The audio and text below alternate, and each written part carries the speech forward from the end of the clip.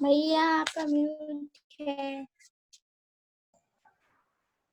यदि किसी विद्युत बल्ब के तंतु का प्रतिरोध 1200 ओम है तथा और ये बल्ब 220 वोल्ट स्रोत से कितनी विद्युत धारा लेगा, ये बताना था हमको। दिया क्या हुआ है, बोला हुआ है प्रतिरोध आर की वैल्यू कितनी दी हुई है, बोला हुआ है 1200 ओम है। मैं पूरा नहीं बता रहा हूँ, मैं हर बार यही बोलता हूँ आपसे, न्यूमेरिकल सॉल्व करता हूँ। अभी केवल अपन सॉल्व करना सीख रहे हैं, लिखने का तरीका क्लास में सीखेंगे, है ना। इसलिए नहीं बताता हूँ मैं। v इक्वल टू कितना है, v आ जाएगा कितना, 220 वोल्ट। अभी कम से कम सॉल्व करना तो सीखे अपन, अपन को क्वेश्चन करना तो है, फिर उसके बाद लिखना भी सीख जाएंगे। आर दिया हुआ, वी दिया हुआ है, और आई की वैल्यू फाइंड करना है, आई की वैल्यू फाइंड करना है। तो कौन से फॉर्मूले में ये तीनों होते हैं, तो ओम के नियम में तीनों पाए जाते हैं ना, ये तीनों प्राणी ओम के नियम में बिल्कुल पाए जाते हैं। जिसका ओम का नियम क्या बोलता है, ओम का नियम बोलता है V equals to I R, V equals to I into R. V की वैल्यू कितनी है, वी की वैल्यू है 220 वोल्ट, 220 वोल्ट। आई की वैल्यू कितनी है, आई की वैल्यू ज्ञात करना है। आर की वैल्यू कितनी है, 1200, है ना। आर आई की वैल्यू चाहिए हमको, आई को यहीं रहने दें, 1200 के इसके बटे में ले जाए। आई को यहीं रहने दिया, 1200 को नीचे ले गए तो 220 बटे 1200 हो जाएगा, 220 बटे 1200 हो जाएगा, बिल्कुल, है ना। एक जीरो से एक जीरो काट दिया अपन ने, दो से काट दो, अब दो से काटेंगे तो दो एकम दो, दो एकम दो, दो छंग 12 और जीरो 60, है ना। अभी और काट सकते हैं अपन, इसको काट सकते हैं, किसी चीज से नहीं काट सकता, 60 से भाग ही दे सकते हैं अब डायरेक्ट। अगर 60 से भाग दे देंगे तो कितना जाएगा,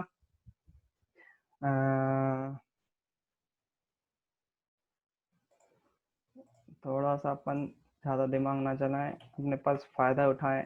11/60 कितना जाएगा, 0.183, 0.183, 0.183, तो 0.183 करंट, करंट काय में आता है, एम्पियर में आता है ना। तो लिख देंगे ए, केवल ए लिख दो या फिर ए एम पी लिख दो, कुछ भी लिख दो, ये आपका क्या हो जाएगा, आंसर हो जाएगा यही। ए वाले का आंसर आ गया। कितनी विद्युत धारा लेगा ये, 0.183 एम्पियर की विद्युत धारा लेगा। अब दूसरा क्वेश्चन देखो इसी में, यदि किसी विद्युत हीटर की कुंडली, कुंडली मतलब कि वो जो रिंग होती है ना, स्प्रिंग होती है, उसका प्रतिरोध 100 ओम है और विद्युत हीटर 220 वोल्ट के स्रोत से कितनी विद्युत धारा लेगा। अब दो विद्युत धारा कैलकुलेट कर रहे हैं। अब यहाँ पर हमको कहते हैं प्रतिरोध कितना दिया हुआ है, प्रतिरोध कम हो गया है, अब हो गया इसका प्रतिरोध 100 ओम, किसका, विद्युत हीटर की कॉइल का। वोल्टेज कितना दिया हुआ है, वोल्टेज दिया हुआ है 220 वोल्ट, 220 वोल्ट, है ना।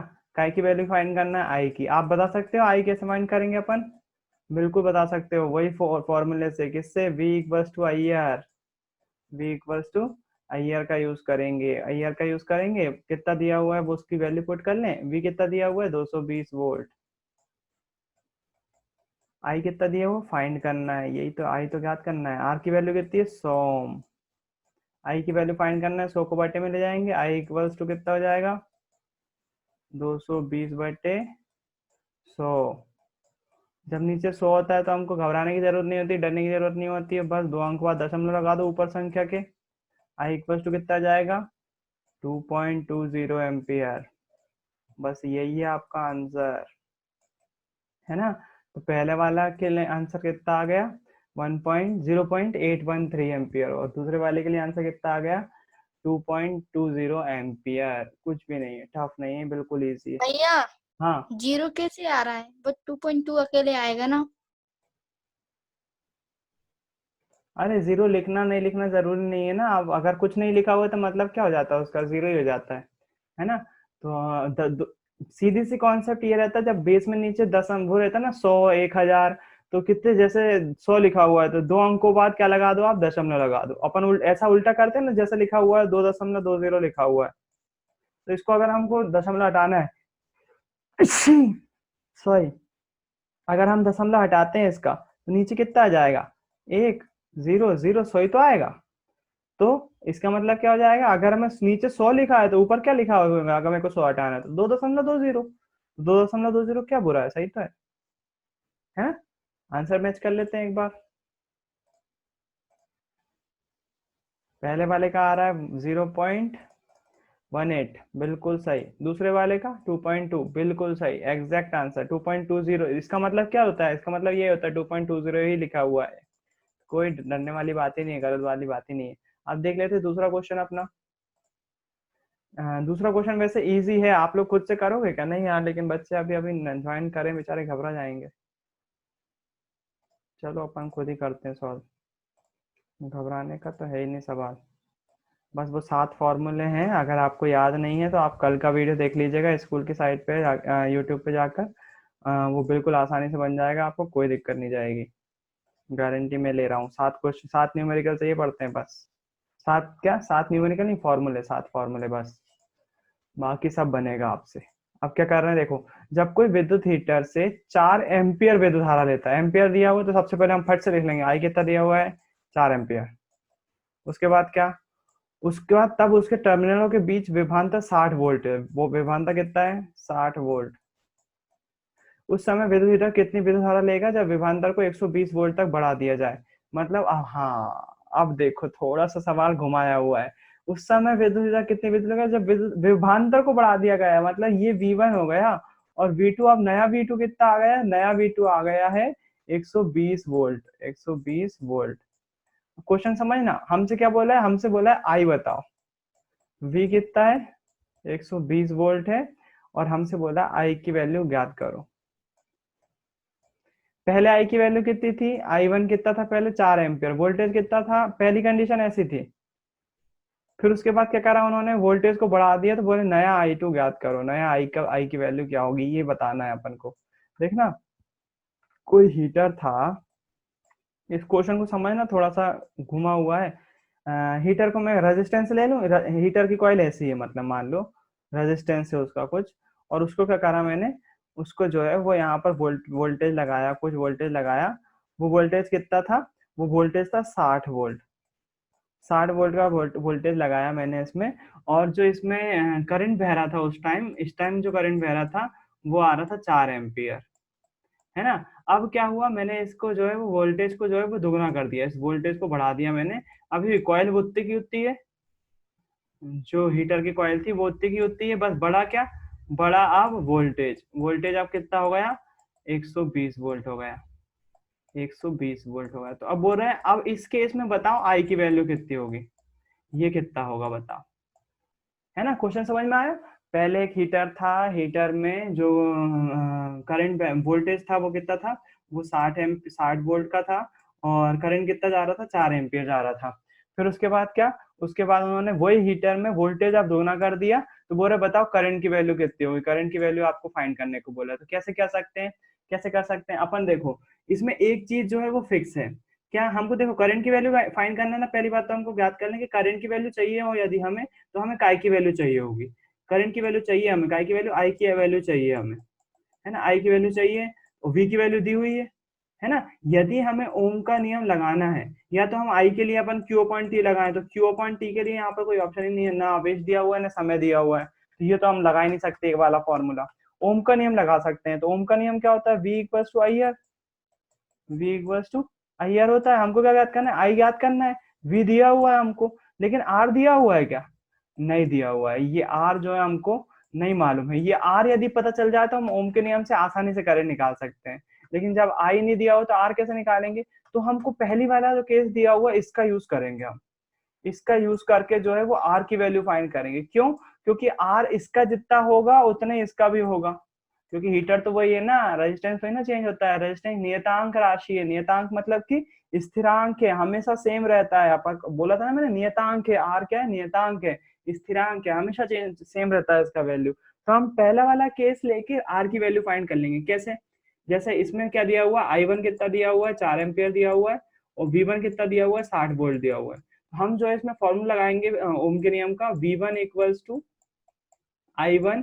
क्यों लिख रहा हूँ मैं इसको I1, ताकि इसके और इसके करंट में अलग किया जा सके, इसके करंट में और इसके करंट में डिफरेंशिएट किया जा सके, इसलिए I1 और V1 V2 के फॉर्म में ले रहा हूँ, है ना, I2 ज्ञात करना है। आप सेम भी ले सकते हो, लेकिन कंफ्यूजन होगा इसलिए सेम नहीं लिया। तो हमको जो है वो ये वाला अगर इसमें मान रख दें हम, तो हम आर की वैल्यू निकाल सकते हैं। देखो V1 दिया हुआ है कितना, 60, I1 कितना दिया हुआ है, 4, आर की वैल्यू फाइंड करना है, आर की वैल्यू फाइंड करना है तो क्या करेंगे, 4 बटे में चले जाएगा, तो आर की वैल्यू हो जाएगी 60/4, 60/4। आर की वैल्यू कितनी हो जाएगी, 4 एकम 4 बचा 2, 4 पंजे 20, 15 ओम, 15 ओम। आर की वैल्यू कितनी आ गई 15 ओम। ये आर की वैल्यू कितनी आ गई 15 ओम। अच्छा, इस वाली कंडीशन में जब 15 ओम है तो जाहिर सी बात है इसमें भी कितना होगा 15 ओम ही होगा, 15 ओम ही होगा। जब आर की वैल्यू तो पता है हमें। भैया हाँ भैया I2 भी तो 4A होगा ना। नहीं, क्यों होगा, क्यों दिक्कत आशिफा, दिक्कत क्या है यहाँ पर? देखो रेजिस्टेंस तो सेम रहता है, रेजिस्टेंस यहाँ पर 15 ओम है तो वो भी 15 ओम रहने वाला है, लेकिन वोल्टेज देखो, वोल्टेज वोल्टेज 60 वोल्ट हो गया है। यहाँ से 60 वोल्ट से बढ़ाकर कितना बढ़ा दिया है 120 वोल्ट बढ़ा दिया है। तो रेजिस्टेंस तो सेम रहेगा, लेकिन वोल्टेज बढ़ा है तो करंट चेंज होने वाला है, बिल्कुल चेंज होने वाला है, 100% चेंज होने वाला है। निकाल के देखते हैं आपके नहीं, सामने। करंट दुगना हो जाए तो। हाँ, वोल्टेज दुगना हुआ है ना, तो करंट भी दुगना तो होगा। आपको इसका आंसर, ये चीज मैं आपको समझाऊंगा। एक बार करंट निकालने अपन, फिर उसके बाद बताते हैं, है ना। I2 की वैल्यू निकालना है तो फिर से हम फॉर्मूला लगाएंगे कौन सा, ओम के नियम का, लेकिन अब यहाँ पर V2 रखेंगे क्योंकि V चेंज हो गया ना, पहले 60 था अब 120 हो गया, इसलिए V2 बोल रहे हैं उसको। V2 into IR1 I2 R I2 R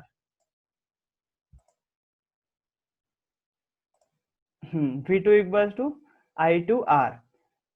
V2 की वैल्यू कितनी है, वो हो गई 120। I2 की वैल्यू कितनी हो गई, I2 ही है, याद करना है। R की वैल्यू कितनी है, वो तो 15 ही ओम है अभी भी। क्या करेंगे, I2 के लिए 15 को इसके बटे में ले जाएंगे, तो I2 इक्वल टू 15 अट्ठे 120 बटे 15 करेंगे ना। I2 इक्वल टू 15 अट्ठे 1, तो मतलब I2 की वैल्यू कितनी आ गई 108 एम्पियर। बिल्कुल सही है आपका, है ना, 8 एम्पियर करंट की वैल्यू आ गई। तो देखो करंट की वैल्यू यहाँ पर कितनी 4 एम्पियर, अब कितनी आ गई 8 एम्पियर हो गई। तो आपने देखा, यदि आपने वोल्टेज 2 गुना बढ़ाया, वोल्टेज पहले 60 वोल्ट था, 60 का दुगुना कितना होता है 120, आपने वोल्टेज अगर दुगुना कर दिया, कितना कर दिया 120 कर दिया, तो करंट की वैल्यू भी कैसी हो गई, दुगनी हो गई। 4 एम्पियर थी 8 एम्पियर हो गई। क्यों हो गई, ऐसा क्यों हो रहा है, क्योंकि आप जानते हो ओम के नियम से V प्रोपोर्शनल टू I होता है, V प्रोपोर्शनल टू I होता है। यदि आप दो का मल्टीप्लाई V में करोगे तो यहाँ 2 गुना I भी बढ़ेगा, है ना। अगर V आप आधा कर दोगे तो I भी कितना हो जाएगा, आधा हो जाने वाला है ना। बात लेकिन क्या होना चाहिए, बात ये होना चाहिए कि दोनों के रेजिस्टेंस सेम होना चाहिए, जो कि यहाँ पर फुलफिल हो रही कंडीशन। रेजिस्टेंस परिवर्तित नहीं हो रहा है, कोई भी रेजिस्टेंस में चेंज नहीं आ रहा है, रेजिस्टेंस कांस्टेंट है ना। एक ही केस के बारे में बात कर रहे हैं, इसलिए रेजिस्टेंस चेंज नहीं हो रहा है, प्रतिरोध चेंज नहीं हो रहा है। इसलिए वोल्टेज कितना बढ़ा 2 गुना, तो करंट भी कितना बढ़ जाएगा 2 गुना हो जाएगा, है ना। जो क्वेश्चन करवा रहा हूँ बहुत अच्छा होगा, यदि आप सारे क्वेश्चन घर पर एक बार फिर से ट्राई कर लें, उसमें कोई बुराई नहीं है ना। अगर आपके पास बुक नहीं है तो बात अलग है, अगर बुक है तो आप उसकी प्रैक्टिस करिए, जो मैं समझा दे रहा हूँ आपके सामने उसको आप एक बार फिर से करके देखिए, आपकी प्रैक्टिस हो जाएगी। अभी अपन उदाहरण के क्वेश्चन देख रहे हैं, है ना। एक क्वेश्चन फिर से लेते हैं, जब कोई विद्युत हीटर, ये वाला क्वेश्चन लेते हैं अपन।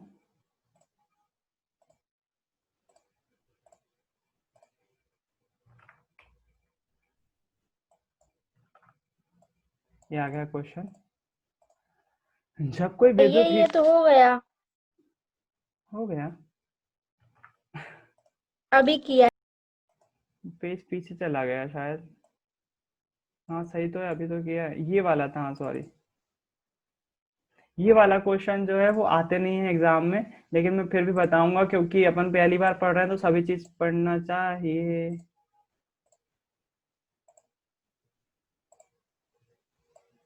सभी चीज पढ़ना चाहिए, इसलिए मैं बता रहा हूँ आपको। लेकिन यकीन मानिए ये वाला क्वेश्चन आता नहीं है ना, इसमें टेबल का यूज करके सॉल्व करना पड़ता है। क्वेश्चन है ये, किसी धातु के 1 मीटर लंबे तार का 20 डिग्री सेल्सियस पर विद्युत प्रतिरोध 26 ओम है। देखना, तार की लंबाई दी हुई है, मतलब एल की वैल्यू दी हुई है कितनी 1 मीटर। टेम्परेचर दिया हुआ 20 डिग्री सेल्सियस, टेम्परेचर का यूज नहीं करते हैं अपन को, जरूरत नहीं होती। रेजिस्टेंस कितना दिया हुआ 26 ओम, रेजिस्टेंस दिया हुआ 26 ओम। यदि तार का व्यास 0.33 है, व्यास मतलब डायामीटर, डी से दर्शाते डायामीटर को, वो कितना है 0.33 मिलीमीटर। इस ताप पर विद्युत की प्रतिरोधकता क्या होगी, रो की वैल्यू फाइंड करना है। ये वाला क्वेश्चन बिल्कुल कभी भी नहीं आती, कभी भी, है ना। इसके आपको रो की वैल्यू फाइंड करना है। तो देखो रो की वैल्यू फाइंड करते हैं तो सबसे पहले हमको रो का फॉर्मूला पता होना चाहिए। तो आपके पास रो जानने के लिए एक ही फॉर्मूला है, आर बराबर से होता है रो एल बाय ए, ये होता है आर का फॉर्मूला। प्रतिरोध बराबर से होता है रो एल बाय, अपन को प्रतिरोधकता ज्ञात करना है। तो क्या करेंगे, इस ए को और इस एल को इधर ले जाते हैं, तो प्रतिरोधकता का फॉर्मूला आ जाएगा रो बराबर से क्या हो जाएगा, ए का त्रिज्या गुणा आर के साथ होगा, तो R into A, R into A, L बटे में चला जाएगा तो बटे में क्या आ जाएगा एल। ये फॉर्मूला अपने पास बन गया। किससे बना लिया अपन ने, जो अपन को फॉर्मूला पता था ना, R equals to rho L by प्रतिरोध, चालक तार को प्रतिरोध करने वाले कारक पढ़े थे जब अपन ने, तब देखा था ये वाला फॉर्मूला, है ना। तो अपन इस फॉर्मूले का यूज करेंगे, इसका फॉर्मूले का इसमें भी कर सकते हो, बात तो वही है, सेम टू सेम है। तो देखो अपन को क्या क्या दिया हुआ है इसमें रख लेते, प्रतिरोध दिया हुआ है, एल दिया हुआ है, ए दिया है क्या, नहीं दिया हुआ है, ए निकालना पड़ेगा हमें। कैसे निकालेंगे हम, किसी चालक तार का ए कैसे निकालते हैं, ए मतलब होता है एरिया, कौन सा एरिया, अनुप्रस्थ काट का एरिया। और चालक तार दिखाई कैसा देता है, दिखाई ऐसा देता है, अनुप्रस्थ काट पे कुछ ऐसा दिखाई देता है, ये क्या होता है, सर्कल, बिल्कुल सर्कल होता है ना। और इसका क्या डायामीटर दिया हुआ है हमें, डायामीटर कितना दिया हुआ है 0.3 mm, मिलीमीटर, 0.3 मिलीमीटर दिया हुआ है। अब इसका अगर हम जो एरिया निकालना है, तो एरिया, सर्कल का एरिया कितना होता है, याद है आपको, किसी को याद है, क्षेत्रफल, वृत्त का क्षेत्रफल क्या होता है, फॉर्मूला,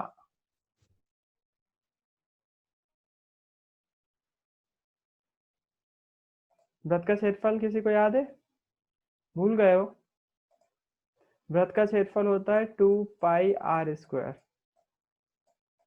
2πr², ये होता है ना। अब अगर r की बात करें तो ये क्या दिया हुआ है, ये d दिया हुआ है, डायमीटर दिया हुआ है, व्यास दिया हुआ है। अगर हम r की बात करें तो इसका आधा हो जाएगा व्यास, है ना, 0.3 दिया हुआ है तो 0.15 हो जाएगा, 0.15 mm, 0.15 mm। तो अब इसको इसमें मान में पुट कर देते हैं। अब आपके सामने मैं कैलसी ले आता हूँ, क्योंकि अपने पास इतना टाइम नहीं है कि अपन जो है वो पूरा सॉल्व करते बैठे। क्या करेंगे अपन, इसका एरिया निकालने के लिए 2 गुणित पाई का मान कितना होता है 3.14 गुणित 0.15 का स्क्वायर करना है, यानी कि मल्टीप्लाई कर दे अपन इससे 0.15 इंटू 0.15, है ना। टोटल आ जाएगा 0.1413, 0.1413 mm का स्क्वायर आएगा। इसको अपन को जो है वो चेंज करना है, मिलीमीटर को चेंज करना है सेंटीमीटर में, तो डिवाइड कर देंगे 100 का, डिवाइड कर देंगे 100 का, तो ये कुछ आएगा 0.001413, 0.001413। इसको याद रखिएगा। एरिया भैया कितना, डिवाइड, मिलीमीटर से अपन सेंटीमीटर में गए ना अपन, हाँ हाँ, मिलीमीटर से सेंटीमीटर में गए तो 100 से डिवाइड ही तो करेंगे। अगर सेंटीमीटर से मिलीमीटर में आते तो 100 से डिवाइड मल्टीप्लाई करते हैं। तो अपना एरिया कितना आ गया, अब इसका ए की वैल्यू कितनी आ गई 0.001413, 1413, ये एरिया आ गया काय में, सेंटीमीटर स्क्वायर में, सेंटीमीटर स्क्वायर में, पहले मिलीमीटर में था, अब सेंटीमीटर स्क्वायर में आ गया। ठीक, बढ़िया, ये आ गया आपका एरिया। इसके बाद क्या करेंगे अपन, इसमें पुट कर देंगे सारे मान। रो का मान ज्ञात करना, ये पी नहीं है, रो है, ध्यान रखें, इसको पी ना बनाए, इसको गोल बनाए, थोड़ा सा रो बनाए, है ना, इसको थोड़ा सा रुलाएं, रुलाने के लिए क्या करना पड़ता है, इसको गोल बनाना पड़ता है थोड़ा सा। तो रो बराबर से क्या हो जाएगा, आर की वैल्यू कितनी है, आर की वैल्यू है 26 गुणित एरिया की वैल्यू कितनी आई है 0.001413, बहुत लंबी आई है। फिर उसके बाद एल की बात करें तो एल कितनी है अपने पास, 1 मीटर, एल की वैल्यू है 1 मीटर। अगर हम मीटर को सेंटीमीटर में चेंज करें तो 1 मीटर में कितने सेंटीमीटर, 100 सेंटीमीटर, 100 सेंटीमीटर। अच्छा, ये दशमलव हटाऊं मैं यहाँ से तो नीचे कितने जीरो बढ़ जाएंगे, 1 2 3 4 5 6, 10 की घात 6 जीरो बढ़ जाएंगे, अच्छा 10⁶ हो गया ये, है ना।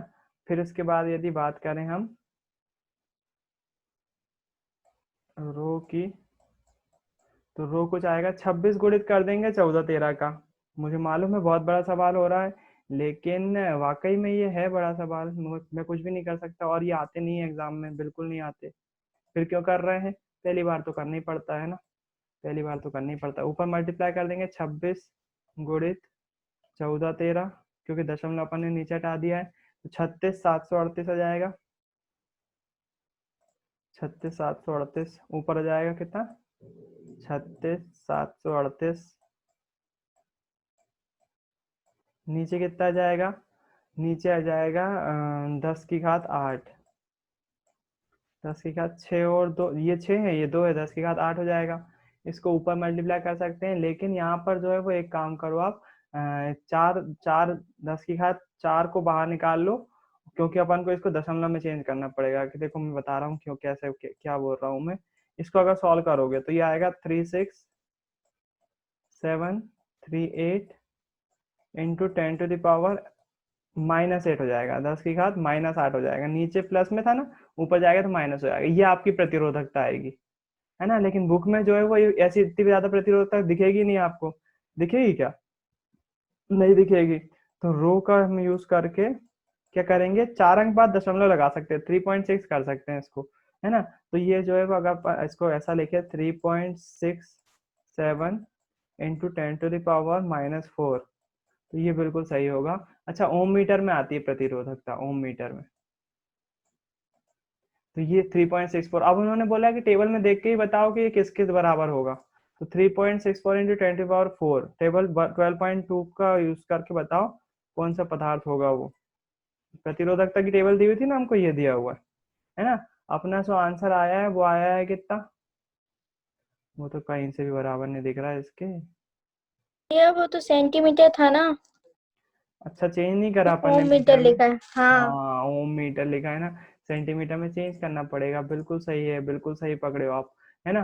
तो चेंज करना है काय को, सेंटीमीटर को मीटर में, तो डिवाइड कैसे करेंगे, 100 से डिवाइड नहीं करा था मैंने, नहीं, 100 से डिवाइड करना चाहिए था मुझे।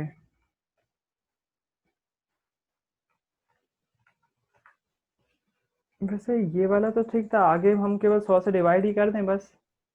100 से डिवाइड करेंगे तो यहाँ पर कितना जाएगा, 10⁵2, यानी कि अब 10⁵ कितना हो जाने वाला है, 10⁵10 हो जाने वाला है। अरे जान दो यार तुम इसको, इसको सॉल्व करेंगे तो कितना जाएगा, यह जाएगा 36738 इंटू 10⁻−10। इतने बड़े बड़े सवाल नहीं पूछे जाते हैं, उसकी टेंशन मत लो तुम।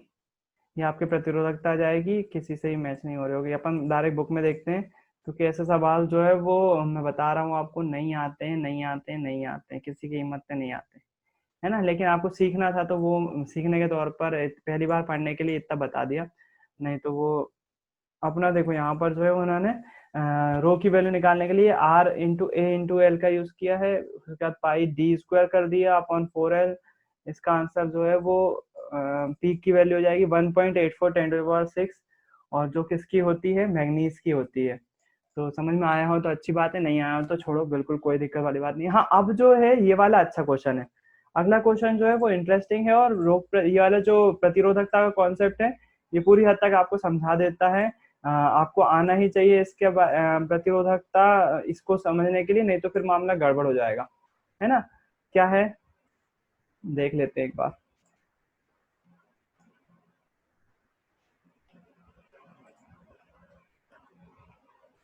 क्वेश्चन देखो, क्वेश्चन आ गया ये, दिए गए पदार्थ के किसी एल लंबाई तथा ए मोटाई के तार का प्रतिरोध 4 ओम है। प्रतिरोध दिया हुआ है हमको 4 ओम। इसी पदार्थ के किसी अन्य तार का प्रतिरोध क्या होगा जिसकी लंबाई इसकी आधी कर दो और मोटाई जो है वो दुगनी कर दो। और देखना अजीब सा क्वेश्चन है, समझ में आना चाहिए। एक तार लिखा हुआ है आपके सामने, एक तार रखा हुआ है, ये मैं प्रैक्टिकली समझाने की कोशिश करता हूँ आपको। ये तार है, इसका जो ये वाला एरिया है, इसका एरिया जो है वो ए है, कितना है, ए, और जो उसकी लंबाई है वो कितनी है, एल है। और आप बोल रहे हैं कि इसका प्रतिरोध कितना है, इस टोटल इसका तार का प्रतिरोध कितना है, वो है 4 ओम। अब जिस चीज से ये बना हुआ है, जैसे मान लीजिए कॉपर का तार है ना, कॉपर से बना हुआ है, इसी पदार्थ का एक अन्य तार लिया जो कि क्या कर दिया हमने, इससे आधी लंबाई का कर दिया, इससे लंबाई अपन ने क्या कर दी, इसकी आधी कर दी, और चौड़ाई कितनी कर दी, 2 गुनी कर दी। मतलब इसकी चौड़ाई कितनी कर दी, अब पहले कितनी थी, ए थी ना, चौड़ाई मतलब इसका एरिया कितना कर दिया, अब 2a कर दिया, मतलब चौड़ा कर दिया इस तार को। और लंबाई कितनी कर दी, लंबाई आधी कर दी, यहाँ से लेकर लंबाई पहले l थी, अब कितनी कर दी, l/2 कर दी, l/2 कर दी। अब बोल रहे हैं इसका प्रतिरोध बताओ, इसका प्रतिरोध कितना होगा, इसका प्रतिरोध ज्ञात करने को बोला है ना। बात समझ में आ गई, क्या ज्ञात करने को बोला अपन को।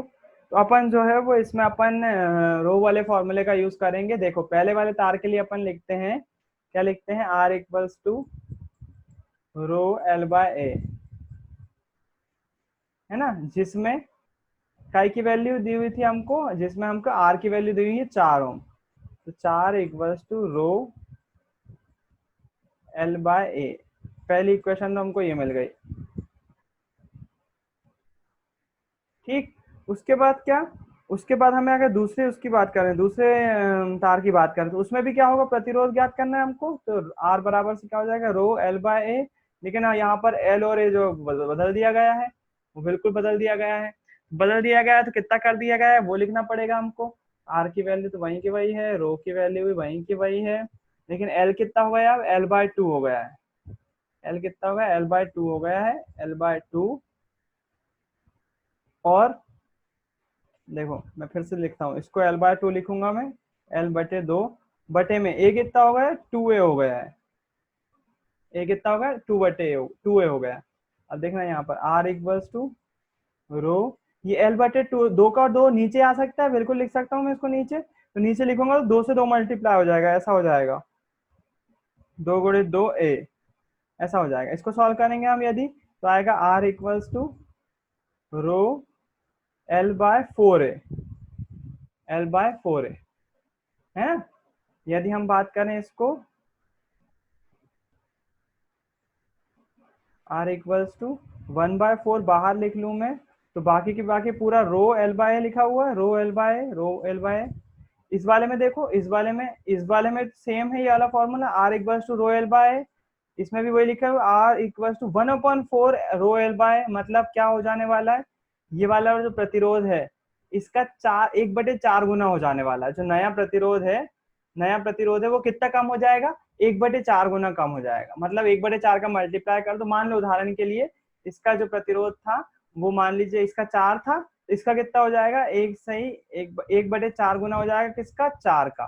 तो मल्टीप्लाई करेंगे इसका इससे, तो कितना हो जाएगा, 1 ओम, 1 ओम हो जाने वाला रजिस्टर है ना। अपन ने इसका जनरलाइज फॉर्म निकाल लिया कि यहाँ पर जो है वो जो अपने पास नया रेजिस्टेंस आया है, वो नया रेजिस्टेंस कितना आया है, वो इसका आएगा पुराने रेजिस्टेंस का कितना हो जाएगा। ये पुराना रेजिस्टेंस है ना, इतना ही था, रो L/A देखो, रो L/A की वैल्यू कितनी है, 4 है कि नहीं, रो L/A की वैल्यू 4 है, तो 4 पुट कर दो यहाँ पर, 1/4 रो L/A की इस पूरे की वैल्यू कितनी आई थी अपने पास, 4 आई थी, मल्टीप्लाई कर दो 4 से, 4 से 4 कैंसिल हो जाएगा, आर की वैल्यू कितनी आ गई, 1 ओम।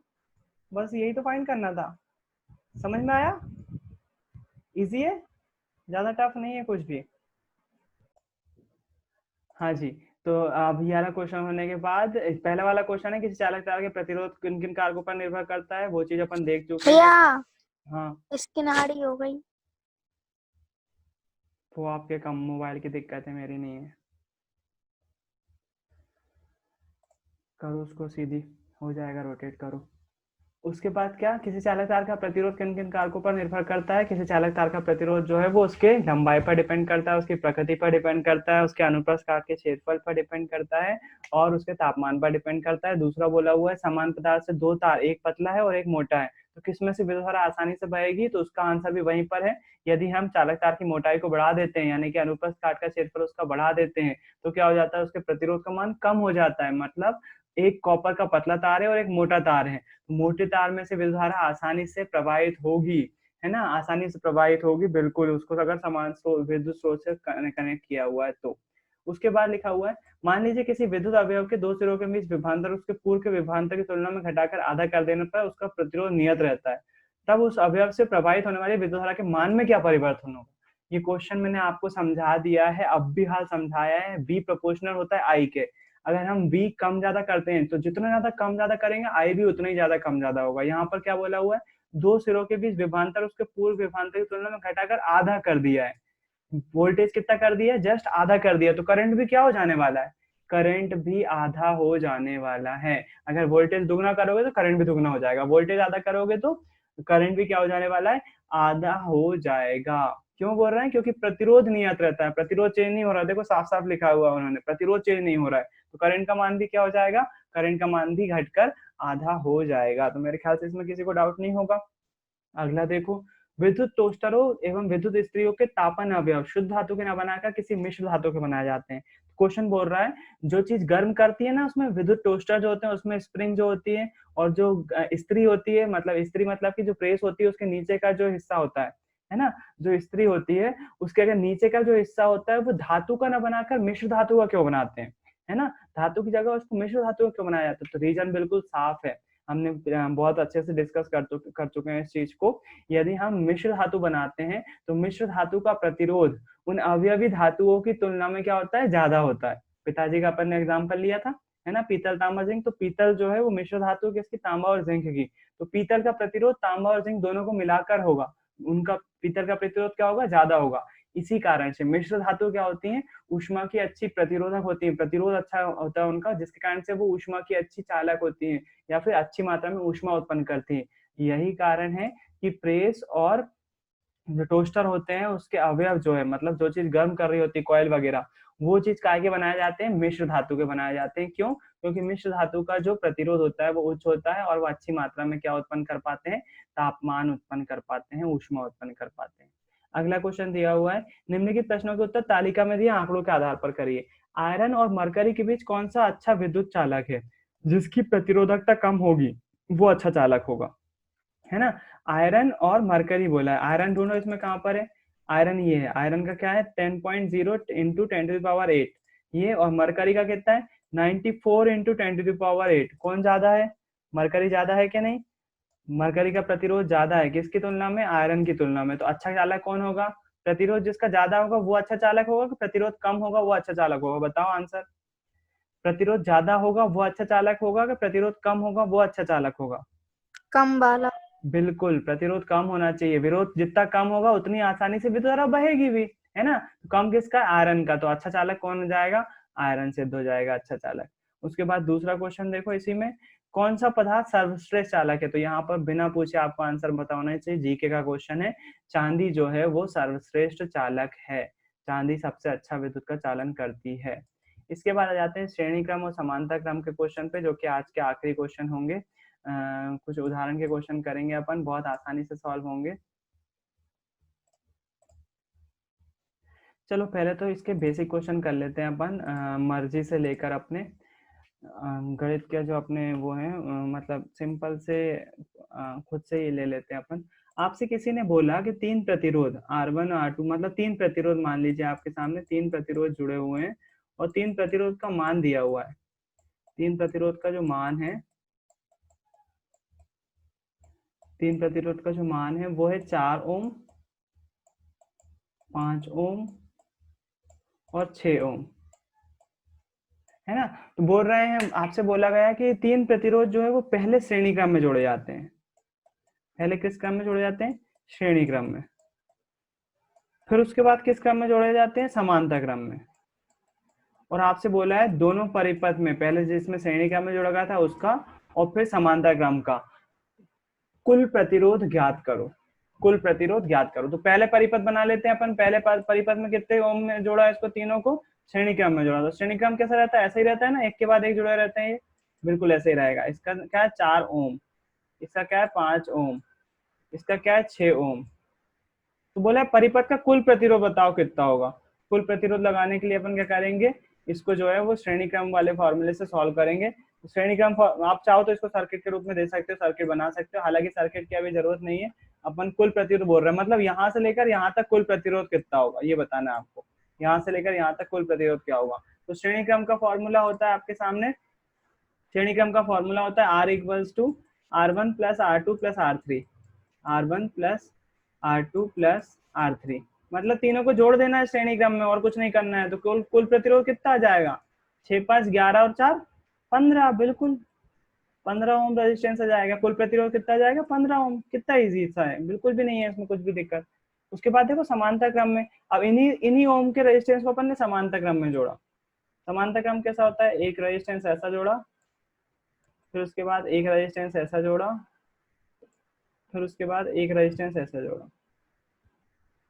है ना। अब आपसे बोला कुल प्रतिरोध ज्ञात करो, परिपथ का कुल प्रतिरोध ज्ञात करो, मतलब यहां से लेकर यहां तक कुल प्रतिरोध कितना होगा। ये 4 ओम हो गया, ये 5 ओम हो गया, ये 6 ओम हो गया।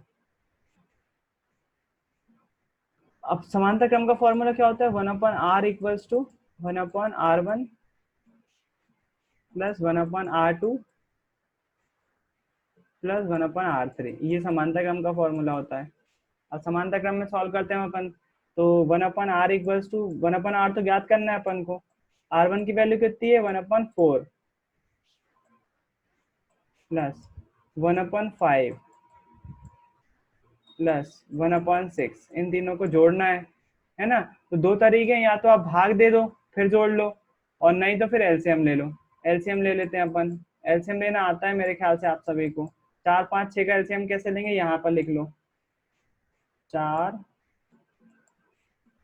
5 6, इसका एलसीएम लेना है। 2 से काटा पहले तो, 2 दूनी 4, 5 कटेगा नहीं, 5 को 5 ही लिखा रह दिया, 3 कट जाएगा, 2 3 6, 2 से एक बार फिर काट दो, 2 एकम 2, 5 अभी भी नहीं कटा, 3 अभी भी नहीं कटा।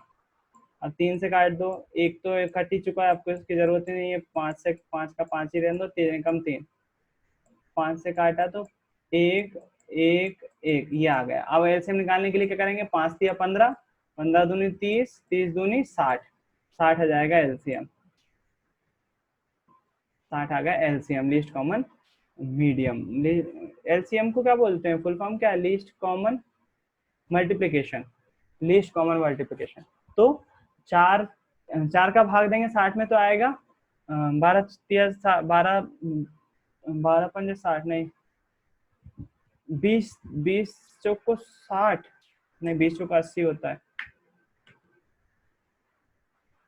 4 का भाग दो 60 में, 4 एकम 4 बचा 2, 4 15 चौको 60, बिल्कुल सही, 15 चौको 60, 15 एकम 15, 15 का मल्टीप्लाई करेंगे ऊपर एक में तो 15 एकम 15, फिर 5 का भाग देंगे 60 में तो आएगा 12 पंजे से 12 आएगा, है ना, 12 पंजे 60, 12, 12 का मल्टीप्लाई करेंगे ऊपर तो 12 आएगा, प्लस 6 का भाग देंगे 60 में तो 10 आएगा, 10 का मल्टीप्लाई एक में करेंगे, ये तो आता है ना एलसीएम, मैथ्स की चीज है ये। क्या करते हैं, पहले एलसीएम निकाल लेते हैं, एलसीएम निकालना मैंने आपको बता दिया, ऐसा निकालते हैं, नीचे जितनी वैल्यू आ गई इसका इसमें भाग देते हैं, इसका इसमें भाग देते हैं, कितनी बार जाएगा 15 बार जाएगा, जो 15 आया ना उसका इसमें मल्टीप्लाई करते हैं, उसका इसमें मल्टीप्लाई करते हैं, तो ये 15 एकम 15 हो जाएगा, है ना। ऐसे यहाँ पर फिर दूसरी बार क्या करा, इसका अपन ने इसमें भाग दिया, 5 का भाग दिया 60 में तो आया 12, 12 आया ना, 12 का मल्टीप्लाई करेंगे एक में तो 12 एकम 12, वो अपन ने कहा लिख दिया, यहाँ पर लिख दिया। फिर उसके बाद इसका भाग दिया 60 में तो आया 10, 10 का क्या करेंगे, मल्टीप्लाई करेंगे एक में तो आ जाएगा ऊपर क्या 10, तो 1/r इक्वल्स टू कितना आ जाएगा, 1/r इक्वल्स टू आ जाएगा, सबको जोड़ दो, 12 और 10 22, 22 और 10 32 और 7 37, 37/60 ये आ रहा है। अच्छा अपन को क्या ये क्या निकला है अपना 1/r निकला हुआ है, हमको क्या निकालना है, r निकालना है, तो r बराबर से क्या हो जाएगा, अपन पलट देंगे, इसको ऊपर ले जाएंगे, इसको नीचे ले आएंगे, यहाँ पर भी संख्या पलट जाएगी, 60 ऊपर पहुंच जाएगा, 37 नीचे आ जाएगा, 60/37, यानी कि इसको अगर हम सॉल्व करेंगे, आपको कैलसी से सॉल्व करके बता देता हूँ क्योंकि इतना टाइम नहीं है अपने पास, 60/37 करेंगे तो प्रतिरोध आएगा 1.621, है ना, 1.621 कुल प्रतिरोध जाएगा R इक्वल्स टू 1.621, टाइम आएगा ओम में आएगा। तो अब देख लो आप इन तीन रेजिस्टेंस को जब श्रेणी क्रम में जोड़ा था तो आपके पास कितना प्रतिरोध आ रहा था? 15 ओम। कुल प्रतिरोध कितना आ रहा था? 15 ओम। उन्हीं प्रतिरोधों को समांतर क्रम में जोड़ दिया, समांतर क्रम में प्रतिरोध कितना आ रहा है? 1.6। कितना प्रतिरोध कम हो गया, खुद से सोचो, कितना प्रतिरोध कम होगा। जहां 15 ओम आ रहा था प्रतिरोध, वहां पर समांतर क्रम में कितना आ रहा है? 1.6। तो समांतर क्रम में क्या हो जाता है? प्रतिरोध घट जाता है, जिसके कारण से जो है वो चीज जो है वो प्रतिरोध का मान जो है वो घट जाता है। और इसलिए जो है वो आप ये भी बोल सकते हो कि घरों में समांतर क्रम यूज करने का एक रीजन ये भी है कि प्रतिरोध का मान जो है वो निम्नतम रहता है समांतर क्रम संयोजन के लिए युक्तियों का, है ना। तो मेरे ख्याल से श्रेणी क्रम समांतर क्रम एक क्वेश्चन आप लोग सॉल्व कर सकते। हाँ, जो आपने ना आर ऊपर करा था, जैसे 1/r था तो उसको आर हाँ, को ऊपर कर दिया, वो हाँ, जरूरी रहता करना? बिल्कुल जरूरी रहता है। जो अपन ने फॉर्मूला है ना, वो 1/r के फॉर्म में लिखा हुआ है। जब 1/r के फॉर्म में लिखते हैं तो इसका आंसर जो आता है, जैसे मान लीजिए यहाँ पर आया 8/7, तो ये काय का मान आया? आर का मान नहीं आया, ये 1/r का मान आया है ना। और जब हमको आर का मान चाहिए होगा तो इसको ऊपर लिखना ही पड़ेगा, इसको उल्टा करना ही पड़ेगा। जब इसको उल्टा करेंगे r/1 हो जाएगा, ये इधर का भी उल्टा हो जाएगा 7/8। ये सही मान होगा आपका। और दोनों में बहुत फर्क है। देखो 8/7 का मान कितना आएगा? 8/7 का मान आएगा 1.11 कुछ है ना। और इसका जो मान आएगा वो आएगा 0.8 देखो दोनों में फर्क है कितना? 1.1 और 0.8 बहुत फर्क है ना। बड़ी संख्या में तो ये फर्क और बढ़ जाता है। इसके कारण से जो है वो आपको पलटना पड़ेगा, बिल्कुल पलटना पड़ेगा, बिना पलटे बात नहीं चलने वाली, है ना। तो आज का टाइम यही खत्म हो गया है। मैं श्रेणी क्रम में आपको कुछ सवाल दे रहा हूँ, वो सवाल आपको सॉल्व करना है घर के लिए, है ना। वो मैं आपको अभी पेस्ट कर रहा हूँ, तो आप चाहो तो आप बुक में से भी कर सकते हो अपनी मर्जी से। चाहो तो आप, मैं जो भेज रहा हूँ अभी भेज ही दे रहा हूँ, मैं आज नहीं भूलूंगा। तो आप उसको सवाल को सॉल्व करिए और कल फिर से ज्वाइन करिए, है ना।